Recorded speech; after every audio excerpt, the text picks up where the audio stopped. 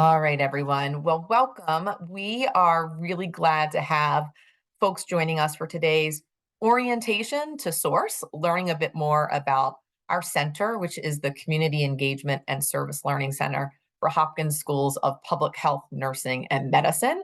And I'm going to be going through some slides to share a bit more about the work that we do and the large number of possibilities for connections and collaborations with your organizations as we continue to partner over the years.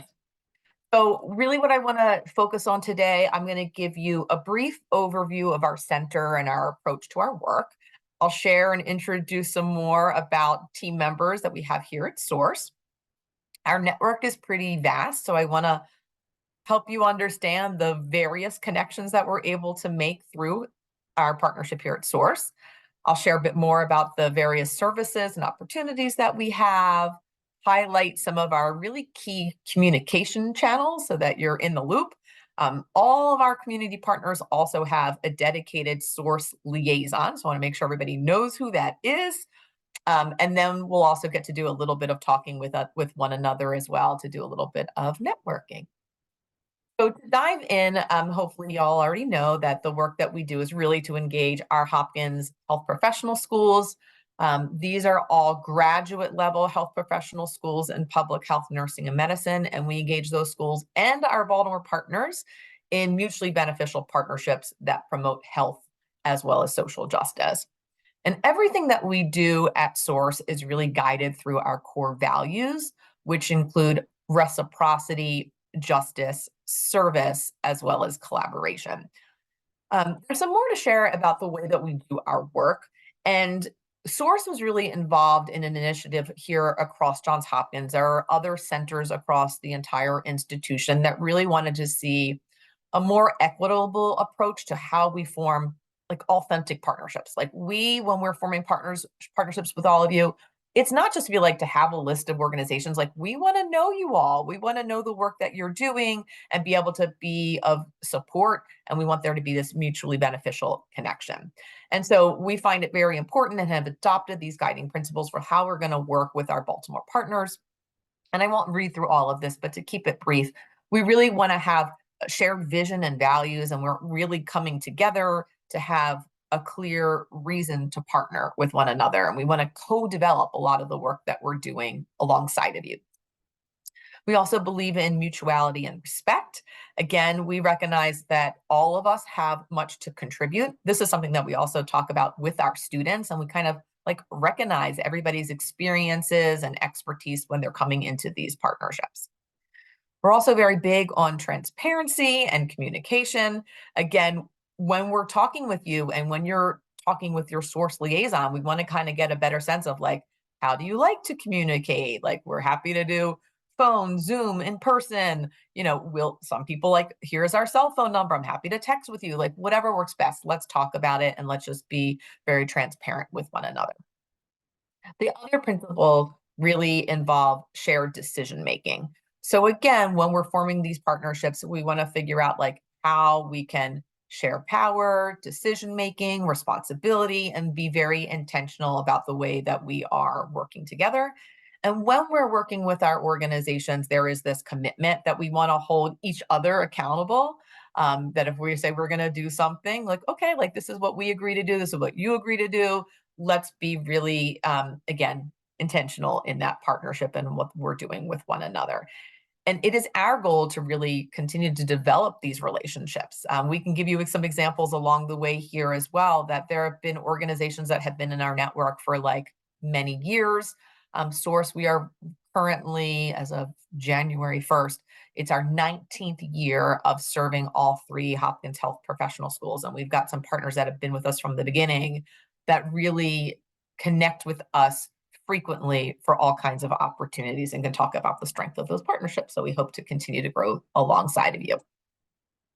All right, so I want to introduce members of our Source team. I've got a couple of folks that I'll introduce, but I don't even think I introduced myself.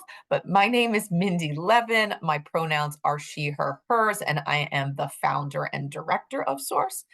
So I've been here the whole time, and we have a really awesome team that I'd like to introduce, and maybe I will ask my colleagues that are in the small conference room. Rosemary, I'll start with you, and I'll kind of you'll go in order and give a quick introduction to each of you as well. Great. Good morning, Jane and Charlotte. My name is Rosemary Riel. I'm Assistant Director for Academic Service Learning. Been with Source for a little over 2 years, and looking forward to collaborating with you and moving forward. So thanks for your time today. Hi, everybody. My name is Ian Logan. I'm the program coordinator here, and I oversee the 3 programs: Heat Corps, Baltimore Action Projects, and the community outreach program. I'll be here for a year coming up in March. So it's a pleasure, and yeah, thanks. Yeah. Hi, everybody. My name is Erin. I'm the administrative coordinator here. Hi, all. My name is Saquon Monka. I'm one of the assistant directors, and I came on a little bit after Rosemary, so I think I'm approaching year 2, right? Yeah. Yep. Great to see some of you again. Awesome. We've got a couple of more folks that are on our team. Tyler Dareth is our associate director. Izzat Shahade is our communications specialist. And in the picture that you see here on the screen of our whole team, the gentleman in the hat, that's Glenn Ross, and he is our community consultant. We also have a number of students that work in our office. Every year we hire graduate student program assistants to work with us. So depending on the programs that you're working with, because we have a lot of programs, you'll get to know that about us. We tend to have some grad students that you might be interacting with as well.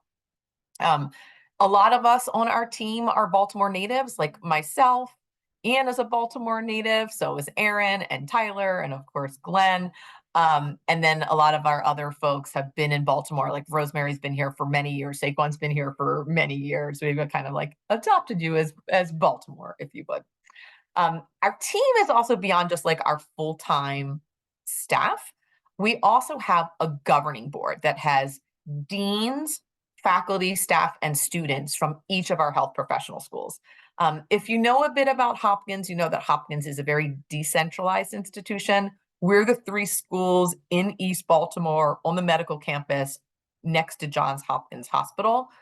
And so we really are in that East Baltimore community. And from our governing board, we basically have a student affairs and an academic affairs dean from each of our 3 schools. I've shared their names here. And then we also have a Source Community Council. We have over 100 partnering community-based organizations, CBOs, from Baltimore City that are in our network. And we have about probably like 12 to 15 members from that network of organizations that serve with us on our Source Community Council and help guide the direction of our center. They pilot a lot of programs with us and really get to know our team and our initiatives more. And there's always an opportunity for you all to apply to be members of our council, because we have about a third of the council rotate off each year, and we open up applications later in the spring. Let me talk a little bit more about our Source network and making these connections. So as I mentioned, we are in East Baltimore. We serve these 3 distinct graduate level health professional schools. It's the only health professional schools we have. We don't have dental or social work. We just have public health, nursing, and medicine at Johns Hopkins. And I mentioned that all of our students are grad students. That means they're working on a master's or doctoral degree. So they're bringing in even like greater experience. Many of them have tremendous backgrounds as well. So you're just getting a higher caliber student because they are seeking a higher degree. And then we also are supporting faculty, staff, and even some local alums, and to still be in the Baltimore area and looking to engage. As I mentioned, we've got over 100 community-based organizations that we work with through our partnership network, which also means that we're tapping into all of these folks to serve as subject matter experts for all kinds of things. Now, the part that I mentioned about working at Hopkins, again, we are in East Baltimore. We do have a lot of colleagues that we work with still on the undergraduate campus, but we're not in charge of volunteers and getting students from the undergrad campus. But we do have these wonderful connections to some of the other campuses that can sometimes come up. And when you're talking with us, if it doesn't sound like a great fit for somebody at our school, we might have somebody else that we could refer you all to as well. So we like to keep those doors open, if you would. So that network of 100 community-based organizations, Just like there's a diversity of those of you that are joining us this morning, we have a really large network of organizations. We kind of group you all in various categories, and we have an online directory in which we have a page for each and every one of our community partners. So we have a page for each of your organizations. On an occasional basis, our source liaison to you will say, like, hey, Jane, here's the link that we have for your organization. Can you take a look and let me know if something needs to be updated? It's kind of just the basic information. But if you ever want to take a look, this is kind of information that's publicly available and open on our website. You can take a look at the other organizations that might be doing similar things and are good connections. And again, we're happy to make those great connections within our network to all of you.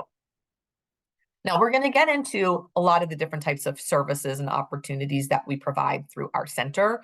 I'll go into some detail about a few of these.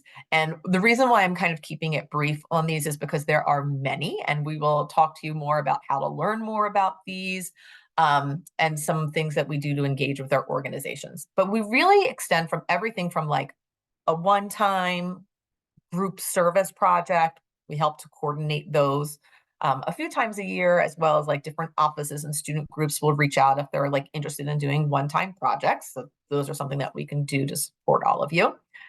We have something that's called the Connection Community Consultants Program. It's our short-term consultants program. I'll share a little bit more. We also coordinate for our students for their degree programs, for graduation requirements. Oftentimes they're required to have an internship, a practicum, a field placement.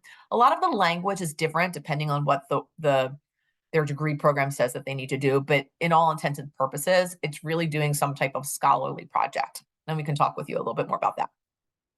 We help to coordinate work study opportunities for those of our students that are eligible for work study. There's a few other opportunities that are paid that we're actually able to cover the funding for. And then just as we found, like we're doing this online via Zoom, some of the opportunities since COVID is that there are still opportunities to have a fully remote engagement with student, faculty, or staff, or hybrid, where they're sometimes coming to you in person and sometimes online. And then, of course, still doing a lot fully in person as well. Then we support a large and growing number of 4-credit academic service learning courses. And then we do a lot of great work with the large number of service-based student groups that exist on our campus. So let me kind of give you some more details on some of these options. So paid opportunities. A lot of our students are interested in paid opportunities because, you know, they're at Johns Hopkins, they're here full time, and it's an expensive institution, and sometimes they want to earn a little bit of money. And therefore, one of the ways that we have them kind of stay committed to working with an organization, if it's not just volunteerism, but if it's something that they can be paid for. The first example that I have here is federal work study positions. This is the one opportunity that I'm sharing today that is actually a cost to your organization if you're interested in participating. So through the federal work study program, we have students that are eligible based on financial aid that they can work with your organization. We say it's like anywhere from 4 to 10 hours per week.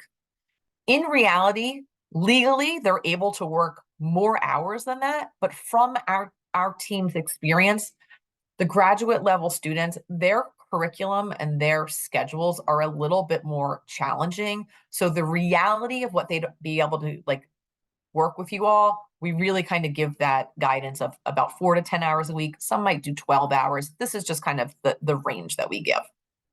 And then for the salary, again, most of the students are earning somewhere around like 20, going up to $25 per hour through federal work study. Now, the great thing is that when our organizations do have to contribute to the student salary, you are only paying 25 to 35% of the student salary. I'm giving you that range because we have differences between the different divisions, like the School of Public Health. If you hire a public health student, you're only paying 25% of their salary. At the School of Nursing, that breakdown is that you'd be paying 35% of the student salary. At the beginning, you remember I said that we hire student program assistants in our office. Source, we hire, I don't know, maybe 8 or 9 student program assistants per year, and they work with us for about like 8 hours a week throughout the academic year, like September to May. And it might cost us like about $2,000 per student. And we get a really fantastic, committed, talented graduate level student that is focused on all types of work that we have in our center. And that's something that's able for you all to have as well. And something that I encourage organizations to kind of like work into your grants. Like, here's another way of getting a higher level student with great skill sets. A little caveat here is this year there's a new option if your organization has an already existing tutoring or mentoring program. The university is trying to increase federal work study numbers and are kind of handling this a little bit differently, that you'd only need to pay 10% of the student's salary. So again, it's a very modest investment to have students committed to doing that tutoring mentoring. A couple of the other programs that I'll briefly mention here, and I've got team members in the room that help to coordinate these programs. The Community Outreach Program. This is a program that we run, Ann and I run it together, and it's for nursing students. And nursing students are actually selected, hired, and paid to work 4 hours a week. So it's a maximum of 4 hours a week. So they usually work about a half day with an organization. It does require the nursing students to be doing some type of direct interaction with your population. So this is not a just behind the scenes kind of thing. Like, a lot of it is doing health education or case management. One thing to be very clear on is that this is completely non-clinical. Our nursing students are still students. This is not a clinical opportunity. So that's why we talk about doing education, outreach, and other types of activities as well. That opportunity for the community outreach program, it'll open up to you all this summer because it's a academic year-long program. So our nursing students are already placed and currently working at this point in time throughout the year. The Source Service Scholars is another program that we offer, and we basically work with you all. You all get to identify the project opportunities that you have to recruit a graduate level student from any one of our 3 health professional schools to work with you all on a specific project. The students are actually required to recruit at least 4 other volunteers from our health professional schools to have some greater impact to support your project. Rosemary and Saquon coordinate that program together, and there we are actually, this is like hot off the press. You'll see this coming out soon, that we're going to be currently recruiting for projects for next academic year, for the 24-25 academic year. We're going to be having an information session, more to come. But we pay the students, they get a stipend for their work, no cost to you. They're committed to working with you, and there's all kinds of additional supports that keep that program running. The other brief program I'll mention is Baltimore Action Projects. Again, this is another one of our academic year-long programs. So with Baltimore Action Projects, this is a collaboration that we have with the Bloomberg American Health Initiative. The Bloomberg American Health Initiative is actually tackling 5 critical public health challenges across the entire US. When that opportunity was first announced, at Source, we were like, that's fantastic, but we're in Baltimore. We've got partners in Baltimore. Why can't we be focusing on making some changes in our communities? So we actually put out calls to all of you. If you have work that's around addiction and overdose, adolescent health, environmental challenges, food systems for health, or violence, those are the 5 public health areas. You have an opportunity to identify a project that we would have a graduate level student intern work with all of you. Again, we recruit students, students apply. With both the Source Service Scholars and Baltimore Action Projects, we have internal teams that basically will look at the student applicants and send the top 3 to 4 student applicants to you all to interview. And you get to interview, rank, and figure out how we can match the best student to work with you for an entire academic year. So those are really awesome programs that commit our students to staying engaged with you throughout the academic year, with a little bit of stipend money for their support. Some other things about Source is that we have a lot of different events and programs that we offer at Hopkins to our students that engages all of you. So in the beginning of the academic year, early in October, we host our annual Baltimore Week celebration. And Baltimore Week, we're constantly bringing in partners to talk about the work that they're doing. We have service days, we have different workshops, and we're always introducing our students, faculty, and staff to our local partners. One thing to know about Hopkins, again, we're getting students and faculty and staff that are coming from all over the world If I look at some of our degree programs, for example, at the Bloomberg School of Public Health, this current year, our full-time Masters of Public Health or MPH students, we have a large number of students that are international students, and they're really diving into learning more about Baltimore. So we help you come on board and talk a little bit more with our students to introduce them to your work. The other ways that we introduce our Hopkins folks to all of you is through different activities throughout the year. We host partner panels or partner roundtables, usually around a theme that we'll invite a couple of partners to join and talk with us. Sometimes we do them in person, sometimes that we do them online. We'd like to change it up, but that's an opportunity to get in front of our students and share more about the work that you're doing for all types of collaborations. At the beginning of each academic year in September, we host our annual Source Community Involvement Fair. We have dozens of our partners come. It's a really large event. We've got several hundred folks from Hopkins come through, and it's, you're used to fairs. You go through and you meet folks and connect. And then, I mentioned earlier, we do different days of service. We do actually a fall as well as a spring tri-school day of service. And those are on different Saturdays that we offer those days of service. But we also help to coordinate days of service at other times. So you might actually say to us, we have a big event that's coming up. We need a group of students or faculty and staff to roll up their sleeves and get busy with us, and we can help to coordinate different times and activities for them to kind of come out and support your organizations. And in April each year, just as many of you likely celebrate your volunteers, we celebrate our Hopkins volunteers as well during National Volunteer Week. We have all different poster sessions. We give out our Source Awards, and we thank and appreciate everybody that's been involved in these partnerships. So there's lots of invitations for you all to join us. I want to briefly mention our Languages Volunteers program, because I mentioned that we have so many folks that are international, they're coming from other countries. And then, of course, we have students and faculty and staff that are here from the States and speak other languages as well. Many years ago, some of our partners were inquiring with us, like, do you have anybody that speaks XYZ language? And we've basically developed a list of about 30 or so languages that have been requested by our partner organizations. And we have students that basically sign up to say, reach out to me if you have a language volunteer need on this language that I read, write, or speak. The caveat to that is that we do everything except for medical and clinical translation, because that really requires somebody to be certified in that.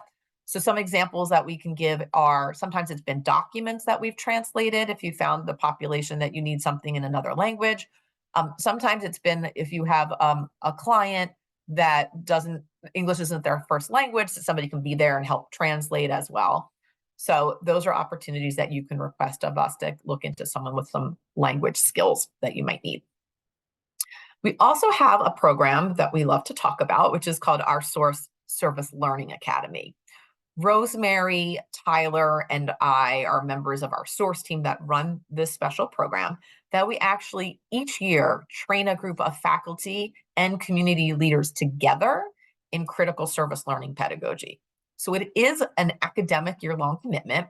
We start in June of each year with a 2-day kickoff that we spend 2 full days together learning about critical service learning pedagogy. And with our community partners that participate in the academy, you get to learn more about service learning, how to improve serving as a preceptor, how to work with our graduate public health students. We actually pay our community partners to participate, and our goal is to have more of you, our community partners, engage with some of our critical service learning courses. We actually are currently recruiting for applications for the 24-25 cohort, and applications are due by March 1st. And Rosemary, myself, and Tyler are always more than happy to talk a little bit more. I already mentioned our Source Community Council, that network of about 12 to 15 organizations from our network of Source partners that work with us. You'll see more come out a little bit later in the spring about options of how to apply if you're interested in joining our community council as well. All right, so a couple other programs that I want to give you a little introduction to. I mentioned our Connection. Connection is our community consultants program. And what the Connection is basically our small teams of volunteer consultants. It's about basically 3 to 5 volunteer consultants per team that work on short-term projects. And when I say short-term, it is short-term. It's like 6 to 8 weeks long. And we work with organizations on a couple of different things. Sometimes it's like strategic consulting around like policy and procedure development. With grants, it's usually if you have a grant in mind that you want to apply for, we can help apply for that grant. Or we've also helped to put together grant templates that you can utilize for future grant applications that you submit. We've done different types of supports around performance measurement. Again, it's only 6 to 8 weeks long. So sometimes it's been like, we can help you develop that evaluation tool, but we're not actually implementing it. We're helping you to implement it and get it ready. Like, how do you want to improve how you evaluate courses or programs, I should say. Or it can be like, sometimes it's a satisfaction survey. It's something that you can do with employees. We've also done some secondary data analysis if you have some data that you want to analyze and it's de-identified. And then we've also done communications consulting on a whole different types of levels, whether it's helping you with social media or some communication materials that you're sending out. We've also done some health education teaching topics. One thing I'll mention about the connection is that we usually offer the connection in 3 rounds per year. Fall is always our largest.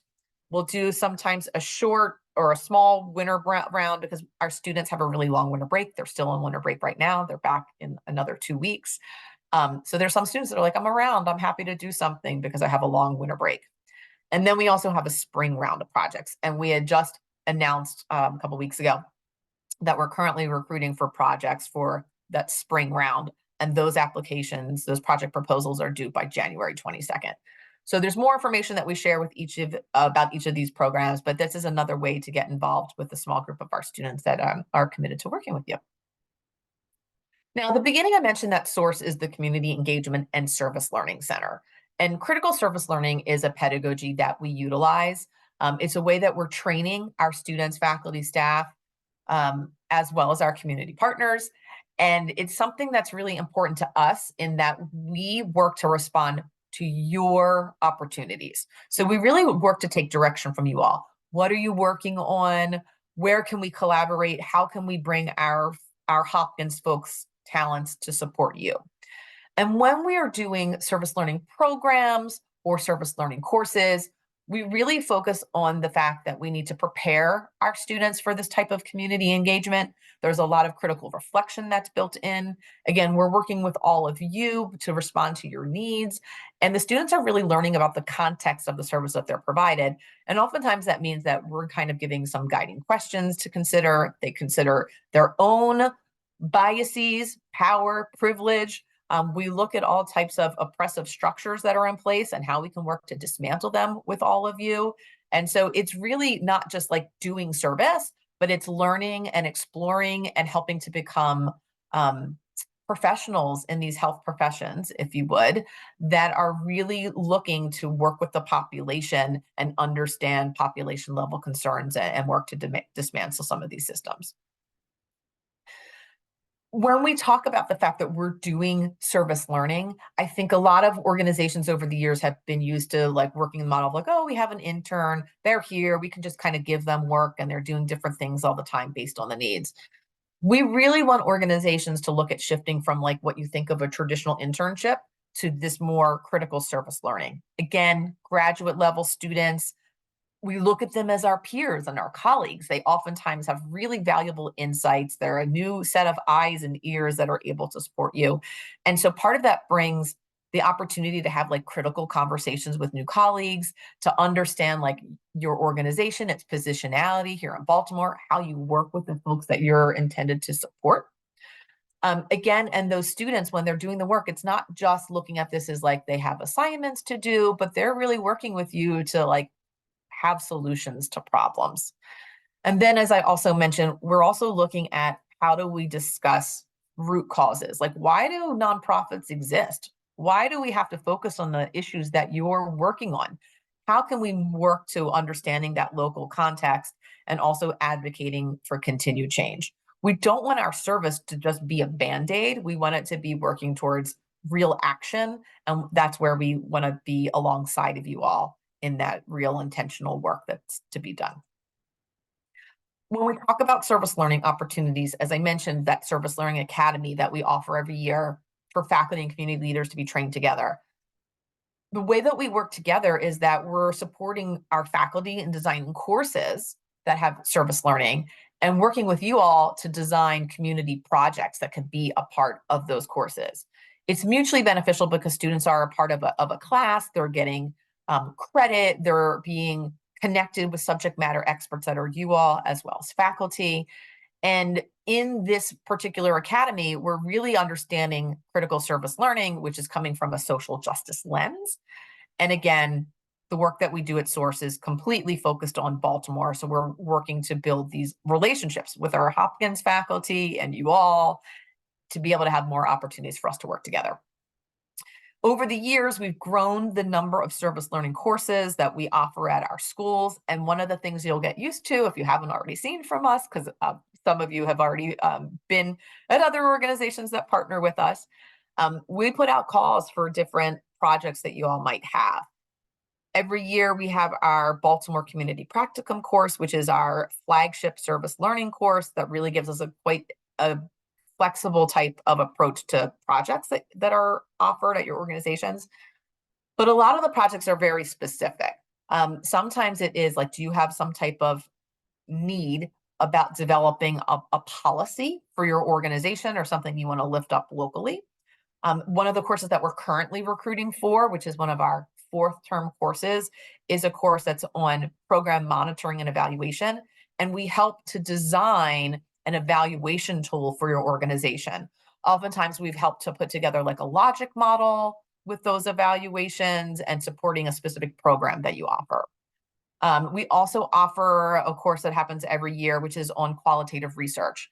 And qualitative research are questions that are answered, again, by exploring through key informant interviews, by doing focus groups. And oftentimes what happens is you as an organization can identify like that research project.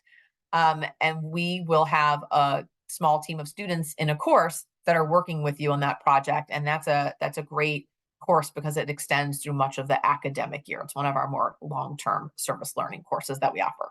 So you'll get used to hearing a little bit more about the service learning options, the different courses that we offer, what's involved with them, what's expected, and then also like what are the outcomes and the deliverables that you will get by working in partnership with a class, with the faculty member and the students. All right, so a couple other things to highlight here. We have some great technology options that we offer through to our community partners. A few years ago, it was actually right at the beginning of COVID, the university adopted an online community engagement platform. It's actually called GivePulse. GivePulse is a platform that's used all across the country. Lots of colleges, universities, as well as cities actually use GivePulse. We have rebranded it here at Hopkins as Hopkins Engage. And all of our community partners, we set you up with the Hopkins Engage login, password, and presence.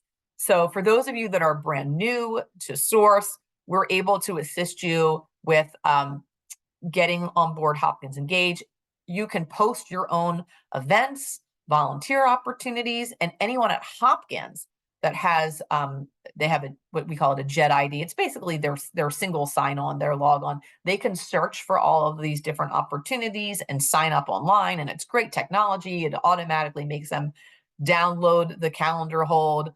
And it also gives us really good reporting information that we can share back with all of you as well.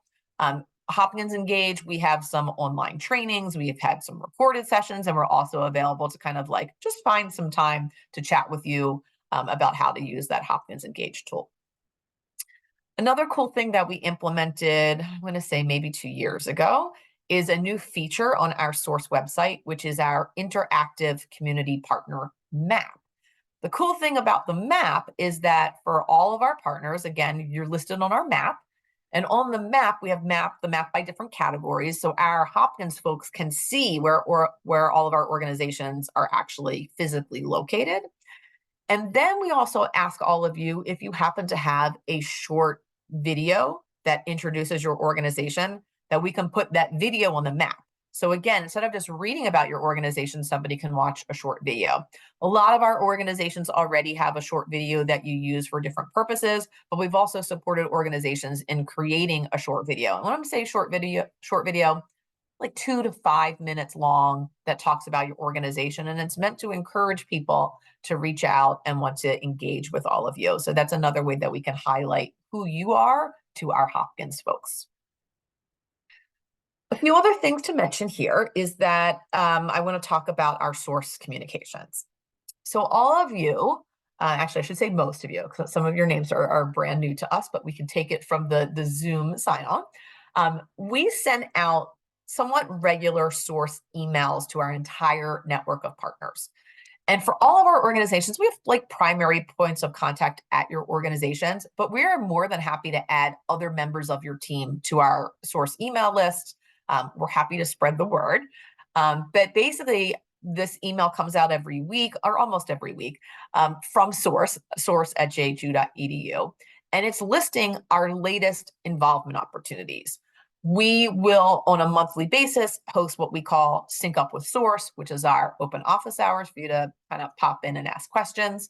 But we're also talking about upcoming opportunities from Source, as well as from some other organizations that want to share information and disseminate information to all of you. So we encourage you to read them because these are the most timely opportunities for connecting with our Hopkins faculty, staff, and students. We also send out to our Hopkins folks something that's called our Source Weekly Service Scoop. And we have several thousand students from our 3 schools that are subscribed. They want to learn about community engagement. So every week they receive our Source Weekly Service Scoop.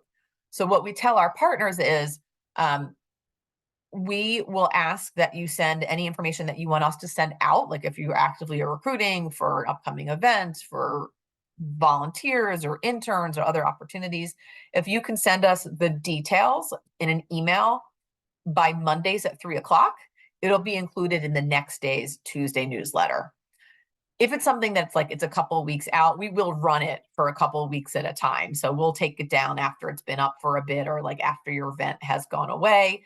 But the important thing that we'll tell you about the Source Weekly Service Scoop, anytime we put something in the scoop for short, we will ask you to report back to us and let us know who from Hopkins ended up volunteering with you. That's a really essential part of the work that we do, is making sure that we stay connected about who's involved with us and which of our Hopkins folks end up volunteering with you.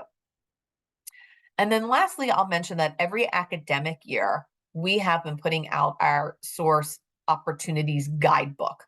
The guidebook for this current year, 23-24, is listed on our website. We can send you the link afterwards as well. And it gives us brief information about all of our different programs, the services that we offer. It has details about all of our service learning courses. It also gives you a little bit of like the timeline of when to expect things to happen. In the summer, when we send out the Opportunities Guidebook, one of the things that we do is say we require all of our partners every summer to complete an opportunities checklist. Basically, what we're asking you to do is take a look at the offerings and let us know which of the opportunities you think you might be interested in participating in an upcoming academic year. One of the reasons we do that, for some of our service learning courses, sometimes we only need like 1 to 3 projects. It's a smaller course. So there are some opportunities that never go out in our weekly emails because, let's say 10 organizations express interest. We're going to reach out to them first and say, hey, we know you're interested in this. Let me share a little bit more about this course, what's involved. Nobody has to commit to doing anything just yet, but we want to put out that information and see who might be interested. So we really require all of our organizations to complete that every summer. It really helps us to help you. Mindy, before you go to the next slide, I'm sorry. I just wanted to interject really quick. We had a question from 2 folks.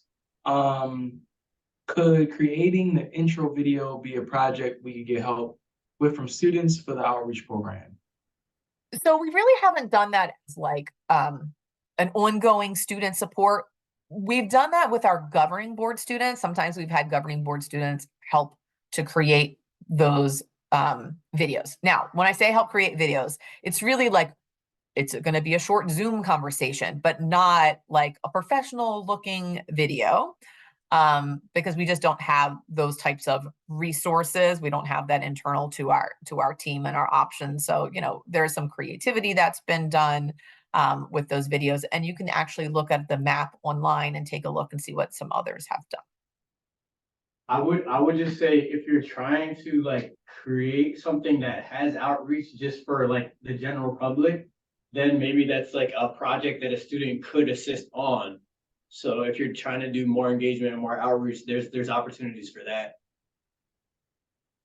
Yeah, like that would be a volunteer opportunity. It's not one of our like for credit options that fits with one of our service learning courses, but that's the kind of thing that we can certainly talk with you about, which leads me to the source liaison. So hopefully you all know who your source liaison is. If not, we can tell you. What that means is that, as I was saying previously, every one of our source partners has one of us from the source team that is your liaison. We do that intentionally because, as I said before, there's over 100 partners. And so therefore, like each of us on our source team, like Rosemary might be the lead for these 20, and then Ian for another group, and Aaron for another, and myself, and Saquon, et cetera. All of us have partners. And that's so we can kind of keep up with all of you. We'll check in with you somewhat regularly to talk about what's going on, what your needs are. It really helps us to understand ongoing needs and those opportunities. When we talk about some other kinds of projects and courses coming up, I might tell the team, like, this is what's coming up. I'm looking for projects for this particular service learning course. And Rosemary might turn around and say, that's wonderful. I was just talking with this organization, and I think that they might have a project. So it really helps us make those connections to better be able to support all of you. Your liaison's available to discuss your projects and your opportunities. Again, we're happy to come to you. We want to come out and see your organization. And a lot of times we've even been invited to come and give a talk to your organization. So again, like if you're one person, but you think that your team would benefit from hearing a little bit more about source opportunities, we're happy to schedule and come on over and talk with others so that they can also understand the wide range of possibilities they're partnering with source. So that's an important piece. All right, the last few things here, and then I'm going to take down the slides, see what kind of questions we have, et cetera, and ask my colleagues here to chime in as well. We are on social media because I think everybody has to be on social media these days. So we're at JHU Source. We do like to follow you on these different platforms and have you follow back. We will tend to like reshare things, lift things up. Sometimes we find out about opportunities with your organizations because we happen to see it on social. We're like, that's great. We're going to send it to the Hopkins community as well. So again, connect with us on social. And you can always connect with us at source@hu.edu as our main email to connect with as well. So again, the work that we're doing is all about partnership, critical service learning. It's all in Baltimore. We're really working to empower everyone to work together to bring about positive change. And that's really what we see as the bulk of the work that we are doing with all of you. And we are really feel honored to have the opportunity to work alongside of you.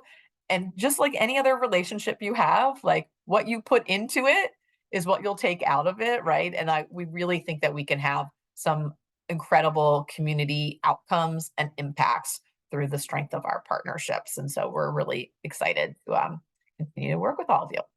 Let me stop sharing slides and see what questions we haven't yet addressed. How can we support here as well? What's piquing your interest and what can we clarify? Anybody can certainly, if you want to put something in the chat, or we're small enough for the group that's live today, feel free to unmute and ask a question. We're happy to share a little bit more.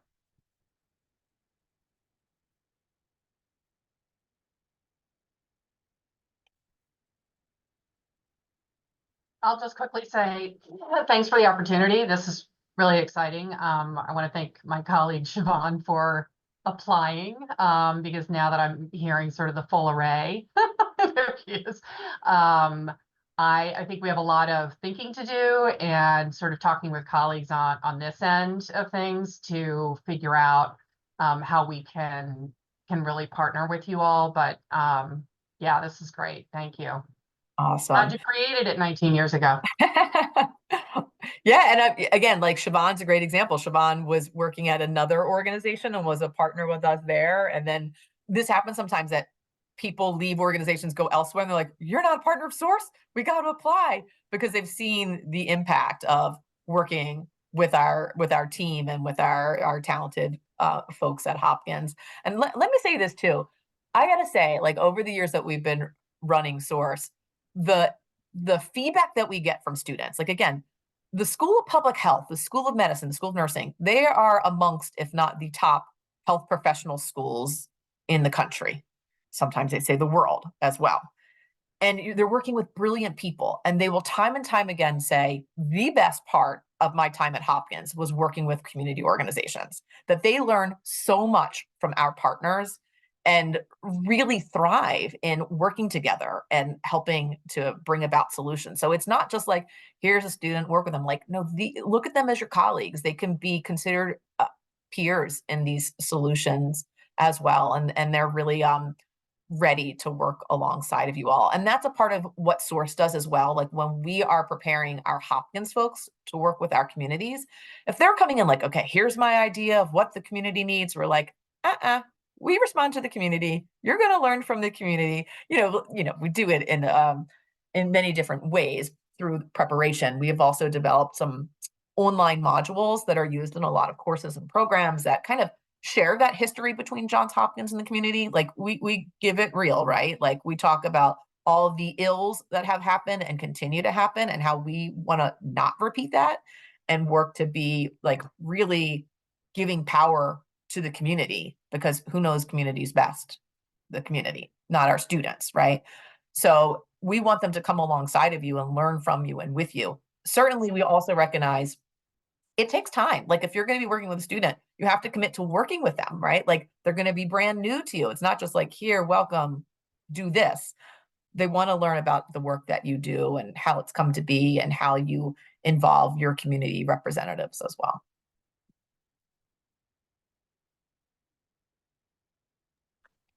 Have a question.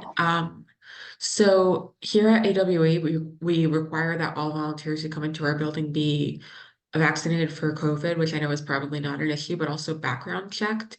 If we were to run a service learning project that brings maybe a whole class full of students into the building, are you able to do anything to certify that they've been vetted in any way? Great question. So let me share this. The guidance at Hopkins for COVID vaccination has somewhat changed. Every Hopkins student, and faculty, staff that steps foot on our Baltimore campus, like people that are fully online, that there's no requirement, but they're required to have at least one COVID vaccination. They're not requiring the boosters and all that kind of stuff, but everybody that steps foot at Hopkins has to be vaccinated. And that's something that they could obviously require proof of. Just as some of your organizations, there are some people that apply for exceptions for various purposes. So if we're not able to get that information directly from the students, but we can let folks know, like if you have an exception for whatever reason, we can share that, they can share that information. Now, background checks. So I will say this with background checks. For one, at Hopkins, I'm going to go a little bit off on a tangent here, Jane. At Hopkins, anytime our Hopkins folks are working with a minor, a young person under 18 years of age, they are all required to go through Hopkins child safety training.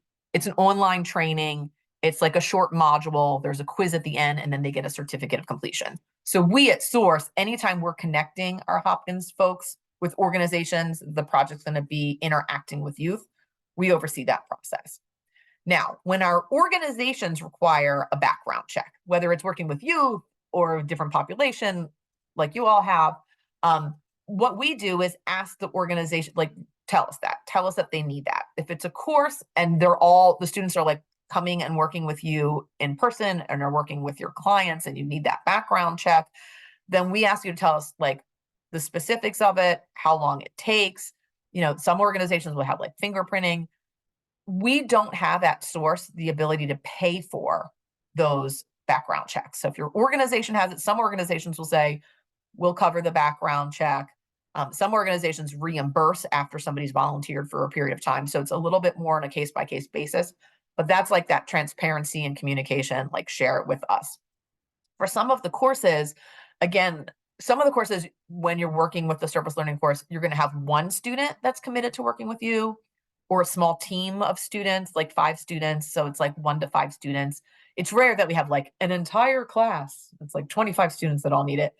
But, again, sometimes what they're doing might be working more with your organization staff, and you may or may not require the background check. So it really depends on the organization, but that's the kind of stuff that we just want to be able to get from you all ahead of time, which is also when we're preparing for these service learning courses, we're working with our organizations and faculty in advance. So we can walk through those details, understand the needs, the specifics, the schedules, to make sure that once this class starts, we're ready to jump in and go as smooth as possible.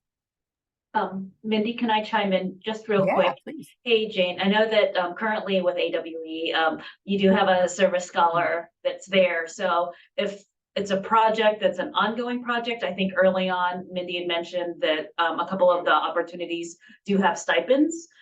Again, that's after a certain hour period, but then sometimes if they're extended, if they're academic year-long scholars, or BAP, they may out of pocket, but then ultimately they may be able to get reimbursed during their stipending periods, midpoint and post point. So just letting you know, that's how the scholar that works with you all currently, I think, did it. Okay, thank you. I actually have another hopefully quicker question, which is, do you have any service learning opportunities in the summertime? Great question. So I will say this. Summer is not a very active time for student engagement because, again, the students, they don't have classes. The difference here is that for our med students, our medical students that are in the first year of med school, in the summer, after their first year and before their second year, they have to complete something that's called a scholarly concentration, which basically means they're working on a project in the summer and they get a small stipend from the med school. And so there are med students that are around and are happy to work on projects that relate to public health and community engagement. So there are those type of projects that are available. We also have some students that might be working on like a degree requirement, like a practicum. Sometimes we've had students that have had to work in the summer, or they're a part-time student and that's when they're available. So the numbers are much less than throughout the academic year, but there are some students that do explore opportunities for summer engagement. We don't have summer service learning courses because there aren't courses that are running at that time, but there's other ways that we can engage students in the summer that they can still receive credit or stipend for working during that time period. Thank you. Yeah. I All right, think Shell, I see you trying to think- chime in with your Okay, question. great. First, I want to say thanks, Mindy, for your presentation, and it's great to see the rest of your team who came and visited us at Next One Up. So good to see you all. My question is, for your federal work study program, how are students identified for that? One, and then if we have connections already to students that are grad students at Hopkins, is there a way that we can kind of put them in touch with you all to get that process going, or like how Yeah. does that typically work? Like what does that look like? Okay, awesome. So I'll try to do it quick, Shell. So basically, any student at Hopkins that's eligible for federal work study, this is all through their financial aid package. Like our financial aid office will tell them you're eligible. You're eligible for work study, which means that they can work and get paid to work.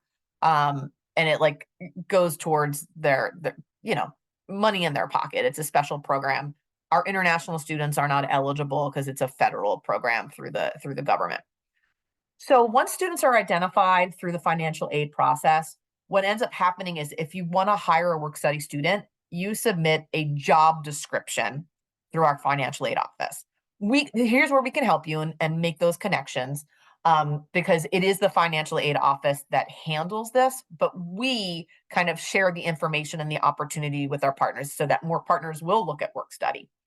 So there is a form. It's like an official form that you fill out for the job description, as well as talking about like how many hours per week, what you want the salary to be. And again, your organization would be responsible for paying that 25 or 35% of the salary, depending on if it's public health or nursing.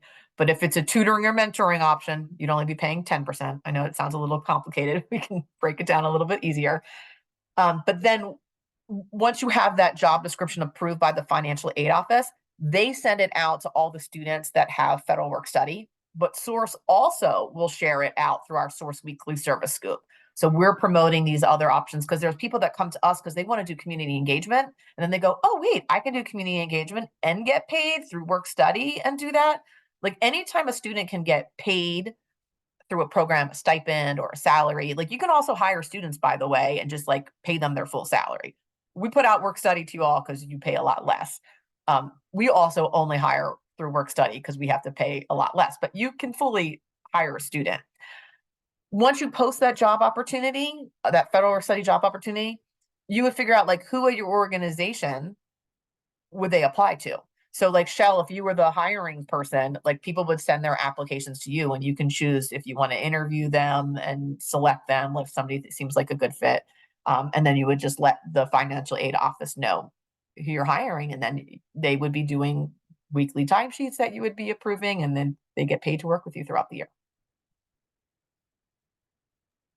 Got it. Thank you. Absolutely. We have a unique situation where we're an athletic program. We will fall under that tutoring and mentoring. So we have a unique situation where we've had a few grad students, so I believe would, fall under like what you're talking about, who we've identified would be great, like part-time, like workers, under employees for us. Is it a way that we can like nudge them and say, hey, go, apply for this and then interview them and go through that whole process? Yeah. Or does that process have to be kind of opened up to everybody, on campus? So Like, yeah. we've certainly had opportunities where somebody has known somebody, known a student. Again, that student, if you're doing the federal work study, one, are they eligible? They would be able to know or look up or contact their financial aid office if they're eligible. And like, let's say it was Saquon that I knew, and I was like, I really want to hire Saquon. Like, okay, Saquon's eligible. I interviewed, Saquon commits to it. Fine. There is a way in the financial aid paperwork, at least at the School of Public Health, that you can actually say, like, I want to hire, this is the person I want to hire. This is the job, and this is the person that I want to hire. So that is an option. But again, it's going back to the students. Are they eligible? Can they commit to doing it this way? And Shell, I'll also say this, it's a university program. So I know you've got undergrad students that are involved. They wouldn't come through Source, but they can contact their financial aid office because the university is really trying to push federal work study with tutoring and mentoring. No, that's perfect. Thank you. I appreciate Absolutely. Yeah. I know we're right at 12 here, so if anybody has to hop off, feel free to graciously bow out. I know people have other commitments, but we're happy to stay on a little bit and answer other questions that folks might have. Maybe I'll even stop the recording, so we can go from there. But we're happy to stay on, and we're just like thrilled to see all of you and continue to work with all of you.